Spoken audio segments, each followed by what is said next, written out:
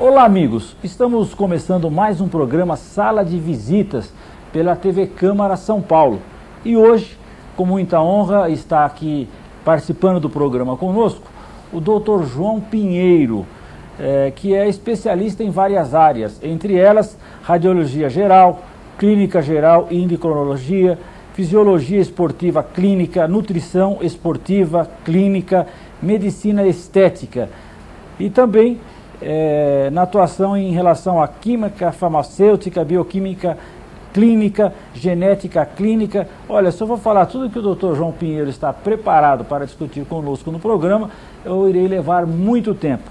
Mas um assunto que me fez convidar o Dr. João Pinheiro para participar no programa no dia de hoje, são dois problemas que preocupam hoje a população, não é só do Brasil, é do mundo inteiro. Uma é a obesidade, né, que as pessoas estão obesas, e a outra é a questão do diabético. Só no Brasil hoje temos mais de 10 milhões de pessoas com esta doença silenciosa que não dói, né? O maior problema da doença que não dói é que a pessoa, quando ela vê, já está indo para o cemitério, né? Que é a questão do diabético. E uma coisa que os médicos pouco falam, que é a questão da resistência à insulina. Muitas vezes a pessoa é colocado como diabético e na realidade ele não é um diabético, ele tem resistência à insulina. Mas eu não sou especialista, o que eu estou falando aqui para vocês é porque já aprendi com o Dr. João Pinheiro, conversando muito com ele, tenho aprendido muito em relação à obesidade e diabéticos. Então eu quero dar aqui as boas-vindas ao Dr. João Pinheiro. Doutor, agradecer a oportunidade de a gente trazer o nosso público as informações sobre obesidade e diabetes tipo 2, como já foi mencionado, que é uma das doenças hoje que mais causa transtorno, tanto a nível familiar como a nível público, superlotando os hospitais públicos, os convênios médicos, e geralmente essas doenças, como o senhor falou mesmo, tem um caráter silencioso. Geralmente quando a pessoa percebe, já existe umas sequelas associadas tanto à obesidade ao diabetes. Doutor, eu queria que o senhor explicasse ao nosso público o que é diabetes tipo 1 e diabetes tipo 2. Primeiramente, o diabetes tipo 1 é uma doença imunológica. A pessoa tem fatores imunológicos, são destruições de uma célula chamada célula beta, que é uma célula que produz a insulina no pâncreas, e geralmente essas pessoas são jovens. Na primeira fase da vida, 10, 11, 12 anos, até 15 anos, algumas com 20 anos, o pâncreas para de produzir insulina precocemente, por isso que ele é rotulado diabetes tipo 1. Já o diabetes tipo 2, que já é mais na terceira idade, na média idade, são pessoas, geralmente consequências de fatores genéticos, onde a célula beta, o pâncreas, lentamente para de produzir insulina. Então, voltando ao resumo, o diabetes tipo 1, a pessoa, existe uma lesão no pâncreas, a pessoa para de produzir, geralmente são pessoas jovens. E o diabetes tipo 2, geralmente das pessoas de média idade e terceira idade. Doutor, o diabético tipo 1, ele é obrigatoriamente tratado com insulina? Necessariamente tem que haver uma... Não tem saída? Não tem saída. Tem que aplicar insulina nele. Isso. Agora, o diabético tipo 2, que inclusive me parece ser o maior número, porque a estatística leva a mais de 10 milhões aqui no Brasil, né? Qual a diferença entre um diabético tipo 2 e um resistente à insulina, que é para a gente separar essas duas coisas? A comunidade científica, não só aqui no Brasil, mas no mundo todo, começou a rotular que toda aquela pessoa que tem a glicemia de jejum acima de 126 miligramas por decilitro, ela passa a ser rotulada como diabetes tipo 2. Isso foi uma maneira didática de enquadrar as pessoas tudo num programa. Mas existe as pessoas que são resistentes à insulina, ela faz, por exemplo, o açúcar no sangue fica alto, mas ela tem insulina. E existe aquela pessoa que o açúcar fica alto e ela não tem insulina. Essas pessoas,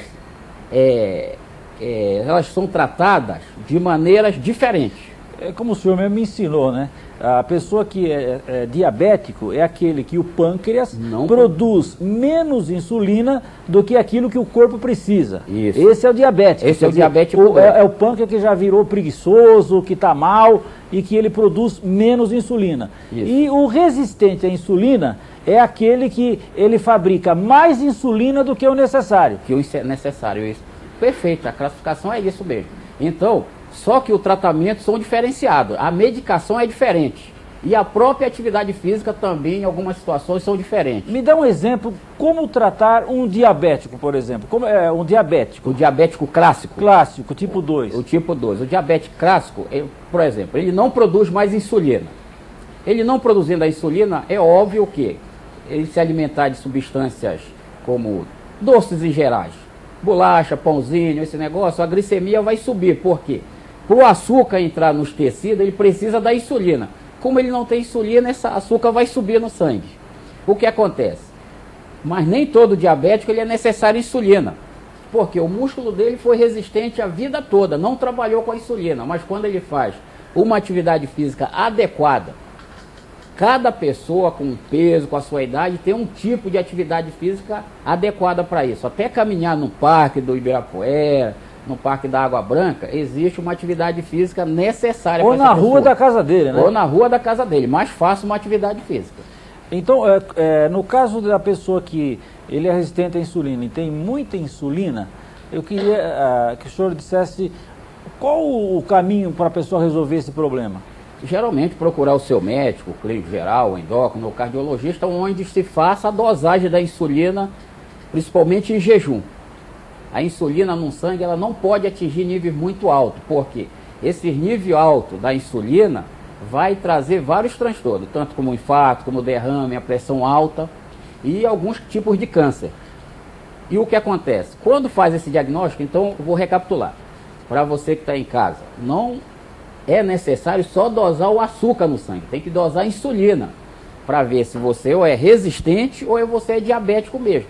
O seu médico clínico geral, o cardiologista, o próprio endócrino, o geriatra, ele tem condições de fazer esse diagnóstico, tanto no posto de saúde como no seu convênio médico. Uma coisa que quem está falando sou eu, não é o doutor Pinheiro, até porque ele tem a ética médica para se preocupar com ela, e eu sou vereador e represento a população. Infelizmente, os laboratórios, que são multinacionais, eles não estão procurando um remédio para curar o diabético.